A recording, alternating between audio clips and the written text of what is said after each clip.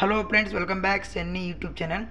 Friends, K ಕಡೆಯಿಂದ ನಿನ್ನೆ ಒಂದು ತಡರಾತ್ರಿಯಾಗಿ ಒಂದು ಅಪ್ಡೇಟ್ ಮಾಡಿದ್ದಾರೆ. ಯಾರೆಲ್ಲ ಇವಾಗ CET ರ್ಯಾಂಕ್ ಪಡ್ಕೊಬೇಕಂತ ಅಂದ್ಕೊಂಡಿದ್ದೀರಾ ಅಂಥ ಸ್ಟೂಡೆಂಟ್ಸ್ಗೆ ನಿಮ್ಮ PUC ಮಾರ್ಕ್ಸ್ನ ಎಂಟ್ರಿ ಮಾಡಬೇಕು. ಅದಕ್ಕೆ ಕೆ ಕಡೆಯಿಂದ ಲಿಂಕ್ನ ಪ್ರೊವೈಡ್ ಮಾಡಿದ್ದಾರೆ.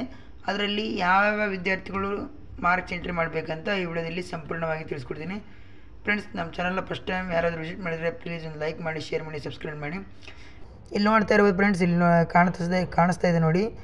CET 2025 ಅಂಕಗಳ ಪ್ರವೇಶ ಪೋರ್ಟಲ್.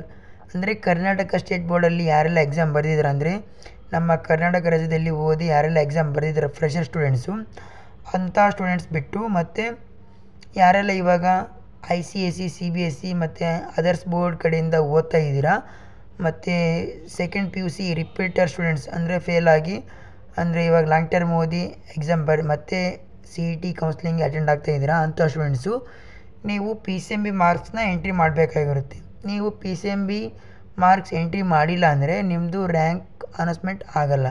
ಅದಕ್ಕೆ ನಿಮಗೆ ಈ ಲಿಂಕ್ನ ಪ್ರೊವೈಡ್ ಮಾಡಿದ್ದಾರೆ. ಯಾರೆಲ್ಲ ಇವಾಗ ICSE, CBSE ಮತ್ತು PUC ಫೇಲ್ ಆಗಿ ರಿಪೀಟರ್ ಸ್ಟೂಡೆಂಟ್ಸ್ ಇದ್ದೀರಾ ಅಂಥ ಸ್ಟೂಡೆಂಟ್ಸು ನೀವು ಮಾರ್ಕ್ಸ್ನ ಎಂಟ್ರಿ ಮಾಡಬೇಕು. ಇದ್ರ ಬಗ್ಗೆ ಇನ್ನೂ ಕೆ ಕಡೆಯಿಂದ ಸ್ಪಷ್ಟೀಕರಣ ಕೊಟ್ಟಿಲ್ಲ.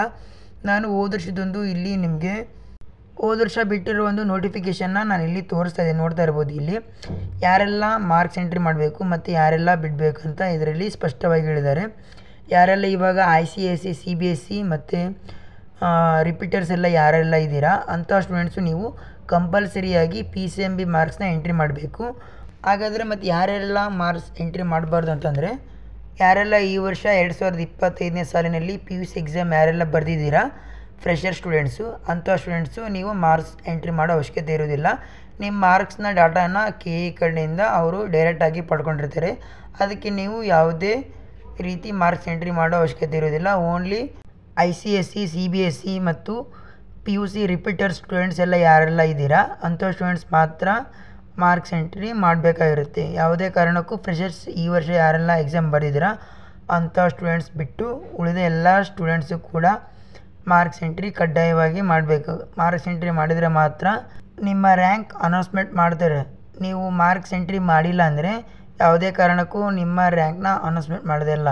ಯಾಕಂದರೆ ನಿಮ್ಮ ರ್ಯಾಂಕ್ ಅನೌನ್ಸ್ಮೆಂಟ್ ಮಾಡೋದು ನೀವು PUCಯಲ್ಲಿ ತೆಗೆದುಕೊಂಡಿರೋ ಮಾರ್ಕ್ಸು ಮತ್ತು ಹಾಗೆ ನೀವು KCETಯಲ್ಲಿ ತೆಗೆದುಕೊಂಡಿರೋ ಮಾರ್ಕ್ಸ್ ಮೇಲೆ ನಿಮ್ಮ ರ್ಯಾಂಕ್ ಅನೌನ್ಸ್ಮೆಂಟ್ ಮಾಡ್ತಾರೆ.